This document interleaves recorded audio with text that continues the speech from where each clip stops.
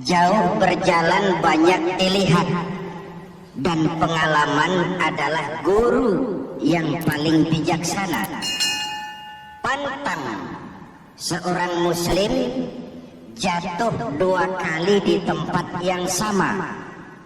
Hari ini lewat sini jatuh, pantas belum pengalaman.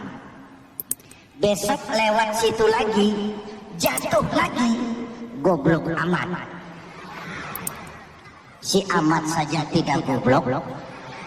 Kita mau bicara keagungan Ramadan yang ditandai 3 hal. Pertama, Ramadan dipilih oleh Allah menjadi bulan tempat di mana pertama kali diturunkan Al-Quranul Karim. Kitab suci kita, imam kita, pedoman utama dalam melaksanakan berbagai kegiatan hidup. Pertama, ia berisi akidah yang tujuannya menyelamatkan manusia dari ketergantungan kepada benda, menyelamatkan manusia dari kemusyrikan, baik syirik yang jali maupun syirik yang khafi.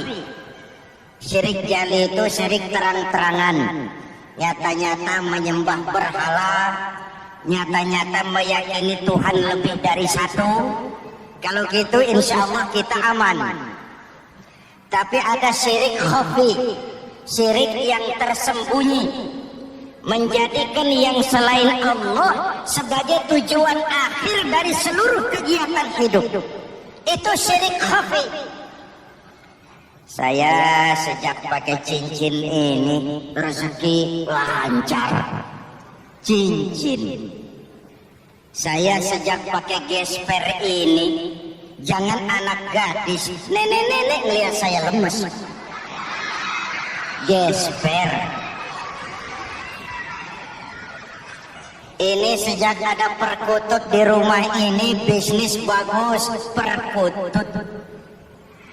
Kalau komputer lebih kita kagumi dari Allah, itulah berhala kita. Kalau pangkat lebih kita utamakan dari Allah, itulah berhala kita. Kalau ilmu lebih kita kagumi daripada Allah, itulah berhala kita. Quran membebaskan manusia dari ketergantungan kepada benda, membersihkan keyakinan, meluruskan tauhid dengan konsep akidah. Lalu sisi yang kedua, syariat untuk mengatur kehidupan sesama manusia. Selama ini kalau mendengar syariat yang terbayang oleh kita kan yang serem-serem, dan memang diopinikan sedemikian rupa. Padahal watak syariat itu pertama, al-musawat bainan nas fi takalifil ahkam. Ini watak syariat Islam. Semua manusia sama dalam berhadapan dengan hukum Allah. Semua manusia sama. Bukankah ini yang kita perjuangkan dengan tuntutan keadilan? Supaya di Republik ini jangan ada warga negara kelas 1. Supaya di Republik ini jangan ada yang kebal hukum. Supaya di Republik ini hukum jangan seperti pisau, tajam ke bawah tapi tumpul ke atas. Syariat mengajarkan al-musawat bainan nas fi takalifil ahkam. Semua manusia sama dalam berhadapan dengan hukum Allah. Ketika mengajarkan orang beramal, Rasulullah kepada putri kesayangan beliau sendiri berkata, "I'mali ya Fatimah, i'mali fa inni la ughni anki minallahi syai'an." Fatimah, beramal kau. Fatimah sholat, Fatimah puasa, Fatimah haji. Kalau kau tidak beramal, aku ayahmu Rasulullah tidak akan sanggup membelamu di akhirat nanti. Inilah watak syariat. Tidak mentang-mentang anak kesayangan lalu ada jaminan, sudah Pak, kamu nggak sholat nggak apa-apa, nanti di akhirat ada papi. Tidak. Semua manusia sama dalam berhadapan dengan hukum. Andai kata Fatimah putri Muhammad mencuri, tidak usah orang lain, Muhammad sendiri yang akan memotong tangannya. Bukankah keadilan macam ini yang kita harapkan? Cuma sayang, selama ini banyak kita mengenal Islam seperti orang buta kenal gajah. Ada 3 orang buta dilepas ke kebun binatang, disuruh kenal gajah. Saya yakin laporannya lain-lain. Orang buta pertama bilang, Pak, gajah tipis lebar kayak kipas. Kenapa? Dia baru pegang telinganya. Orang buta kedua ngotot, goblok itu Pak. Yang betul saya, gajah kecil panjang kayak ular. Kenapa? Yang dia pegang ekornya. Orang buta ketiga lebih marah, dua-duanya tolol Pak. Yang betul itu saya, gajah tinggi besar seperti pohon kelapa. Karena yang dia pegang kakinya. Beginilah kita mengenal Islam. Seperti orang buta kenal gajah, frame of reference, kacamata pandangannya tidak total. Baru kenal kaki gajah, sudah sok tahu gajah. Baru kenal telinga gajah, sudah sok kenal gajah. Kemana-mana pidato, saudara-saudara, gajah tipis lebar kayak kipas. Buat orang yang belum kenal gajah, dia menyesatkan. Buat orang yang sudah tahu gajah, senyum di kolom. Oh, kau baru kenal kupingnya kok. Begitulah kadang-kadang kita baca Quran, ayatnya yang keras. Kesannya Islam itu sangar, Islam itu sadis, Islam itu perang. Di sisi lain ada yang adem, sejuk, lalu lahir generasi peminim. Buat saya yang terpenting semua kita perlu. Rasul mengajarkan, la takun rabban fatuhsara wa la yabisan fatuhsara. Jangan lemah, nanti kau diinjak orang. Tapi jangan keras, nanti kau dipatahkan orang. Hadirin yang saya hormati. Lalu syariat juga punya tadrij fi tasri', tahapan dalam melaksanakan syariat. Oleh karena itu, Ramadan yang keagungannya ditandai dengan turunnya Al-Quran harus jadi momentum kembalinya kita kepada Al-Quran. Quran itu imam, kita ini makmum. Saya mau tanya, imam ikut makmum apa makmum ikut imam? Makmum ikut imam apa imam ikut makmum? Makmum ikut imam. Kalau Quran imam dan kita makmum, kita ikut Quran. Jangan Quran diminta ikut kita. Imam ruku, kita ruku. Imam sujud, kita sujud. Imam iktidal, kita iktidal. Ke barat kata Quran, ke barat kita berangkat. Ke timur kata Quran, ke timur kita menuju. Halal kata Quran, ambil. Haram menurut Quran, tinggalkan. Kalau dia imam dan kita adalah makmum, mari berimam kepada Al-Quranul Karim. Yang kedua, keagungan Ramadan ditandai dengan perintah melaksanakan ibadah puasa. Para ulama menyebut puasa itu ibadah sirriyah, ibadah rahasia, ibadah abstrak. Tidak ada unsur sugesti. Kalau kita sholat, orang lihat. Kita sedekah, orang tahu. Kita pergi haji, satu kampung nganter. Kita puasa, cuma kita dan Allah. Pura-pura sholat, ketahuan. Pura-pura sedekah, nggak bisa dong apa yang disedekahi. Pura-pura haji, kemana perginya? Tapi pura-pura puasa, gampang. Keluar rumah, bibir lap yang kering, jalan lemesin dikit, ada angin miring, lemes amat puasa. Sirriyah, abstrak. Ibadah lain bisa dinilai. Wah, itu teman kita sedekahnya berani ya. Kok tahu kamu? Kelihatan dari jumlahnya. Itu sholatnya khusyuk ya. Kok ngerti kamu? Kelihatan dari geraknya. Tetangga sebelah itu rasa-rasanya hajinya mabrur ya. Kok ngerti kamu? Kelihatan dari tingkah lakunya setelah pulang haji. Kalau yang sebelah lagi itu haji tomat. Di Mekah tobat sampai kampung kumat.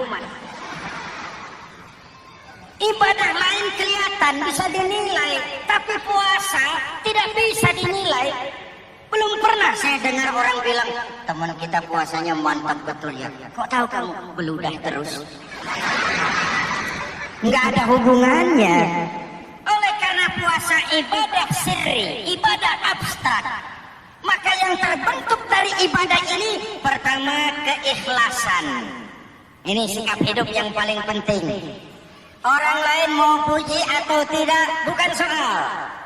Orang lain mau dengar atau tidak bukan soal. Ini urusan saya dengan Allah. Dari ibadah sirri seperti ini terbentuk keikhlasan, dan itu penting.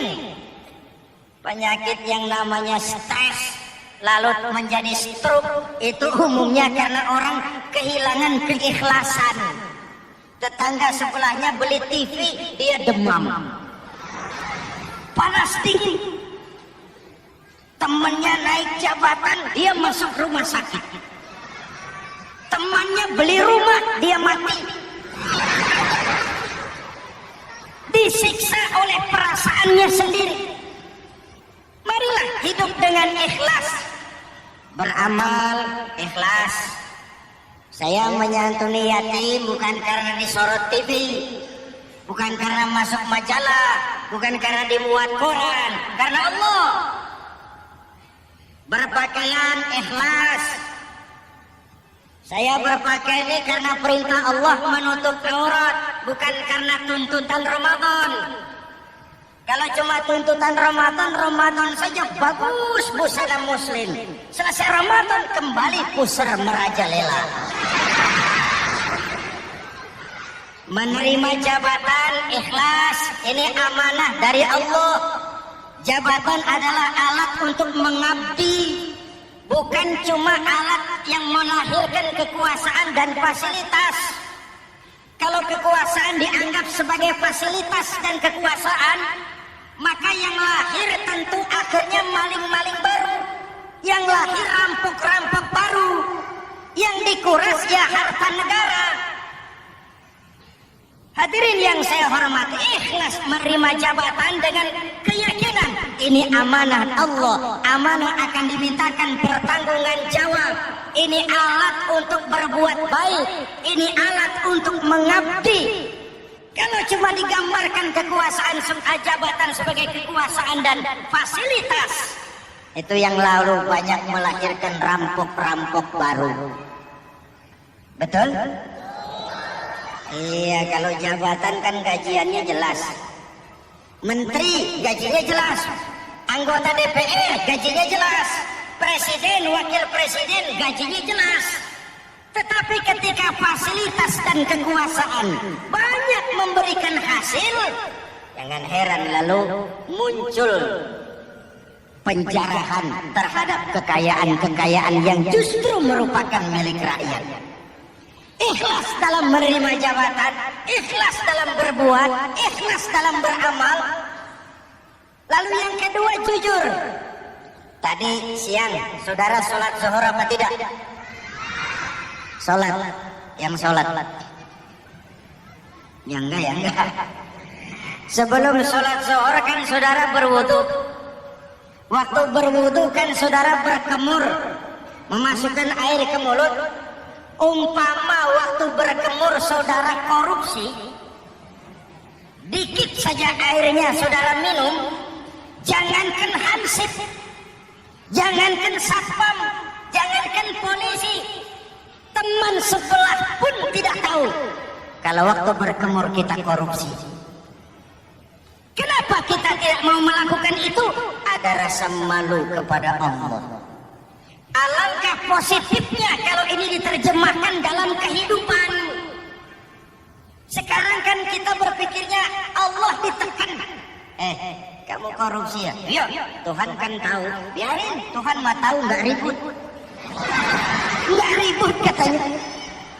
Tapi kalau orang, 3 orang saja tahu, geger kantor. Bayangin Tuhan aja ditekan, Tuhan diintimidasi, apalagi orang lain. Lahir etika otonom, daya kontrol yang paling ampuh yang muncul dari dalam jiwa kita sendiri. keikhlasan yang dibentuk oleh pelaksanaan ibadah puasa, kejujuran yang dibentuk oleh pelaksanaan ibadah puasa, lalu kesabaran. Kata Nabi, as-siyamu junnatun, puasa itu benteng, dinding. Fa idza kana yaumus siyami ahadikum, kalau salah seorang kamu tengah berpuasa, fala yarfus, jangan berkata kotor, wala yafsuk, jangan berkata keji, wa in sabahu ahadun aw qatalahu falyaqul inni shaim, inni shaim. Kalau ada orang mencaci maki dia, bahkan mengajak dia berkelahi yang menurut ukuran dia mesti menang, tapi karena puasa, maaf, saya bukan nggak berani sama kamu, saya sedang puasa. Kalau mau berkelahi juga ntar aja habis buka, segeran dikit berantemnya. Ini shaim, maaf, saya sedang berpuasa. Itu merupakan benteng. Orang itu kan kalau lagi puasa kondisi lapar, haus, temperamen kan tinggi. Sedikit tersinggung temperatur naik, sama marah gampang. Kalau waktu begitu dia bisa sabar, ketika kenyang sudah nggak ada masalah. Sabar baik dalam taat kepada Allah, sabar dalam melaksanakan perintahnya, sabar dalam meninggalkan larangannya, dan sabar di dalam menghadapi musibah, kesulitan-kesulitan dalam kehidupan kita. Hadirin, kalau ibadah berpuasa kita baik, kita yang malam ini pasti bukan kita 20 hari yang lalu. Kita yang malam ini, kita yang sudah ditempa oleh penggojolokan Ramadan, ditempa oleh kawah candra di mukanya Ramadan, sehingga membias dalam pembentukan pribadi. Setiap ibadah yang dikerjakan dengan benar pasti punya dampak positif dalam meluruskan moral orang yang melaksanakan ibadah itu sendiri. Jangan sampai terjebak kepada rutinitas ritual. Akhirnya seperti yang sering saya ungkapkan, sholat rajin, maksiat tekun. Baca Quran mau, fitnah orang hobi. Sedekah ya sedekah, tapi nyolongnya lebih gede dari sedekahnya. Sedekahnya cuma untuk ngumpetin korupsinya. Akhirnya jadi lipstik, akhirnya jadi dekorasi. Setiap ibadah yang dikerjakan dengan benar punya dampak positif dalam meluruskan moral dan memperbaiki akhlak orang yang melaksanakan ibadah itu sendiri. Begitulah Ramadan, ada pelaksanaan ibadah puasa. Dan untuk puasa Nabi bersabda, "Lis-shaimi farhatan, farhatun indal iftar wa farhatun inda liqa'i rabbih." Buat orang yang berpuasa ada dua kegembiraan yang tidak dimiliki oleh yang tidak melaksanakan puasa. Dua kegembiraan. Pertama, farhatun indal iftar, kegembiraan menjelang saat-saat berbuka. Hati itu besar, rasa optimisme, padahal bukanya cuma sama tempe, sama tahu, sama ikan asin. Tapi entah makin dekat maghrib hati makin berbunga, ada kebahagiaan yang tidak bisa diceritakan. Allahumma laka sumtu, ya Allah, hari ini saya laksanakan perintahmu, saya lawan rasa nafsu, saya tempuh lapar, haus, saya tunaikan semua ini. Itu kegembiraan yang puasa. Yang kedua, wa farhatun inda liqa'i rabbih, kegembiraan kedua nanti di akhirat pada saat bertemu dengan Allah Subhanahu wa ta'ala. Masuk surga nikmat, bertemu Allah jauh lebih nikmat. Hadirin yang saya hormati, bahkan di surga ada sebuah pintu yang khusus disiapkan bagi orang-orang yang melaksanakan puasa. Tidak bisa masuk ke pintu itu kecuali orang yang puasa. Dan pintu itu disebut pintu Rayyan, Babur Rayyan, pintu Rayyan, yang hanya boleh dimasuki orang-orang yang melaksanakan ibadah puasa.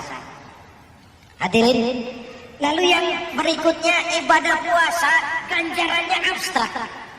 Kalau ibadah lain kita bisa lihatin. Sholat berjamaah pahalanya begini. Haji kalau mabrur pahalanya begitu. Sedekah pahalanya begini. Puasa Allah cuma bilang asyamu li wa ana ajzibi. Puasa untukku dan aku yang membalasnya. Berapa besar balasan Allah tidak diberitahu.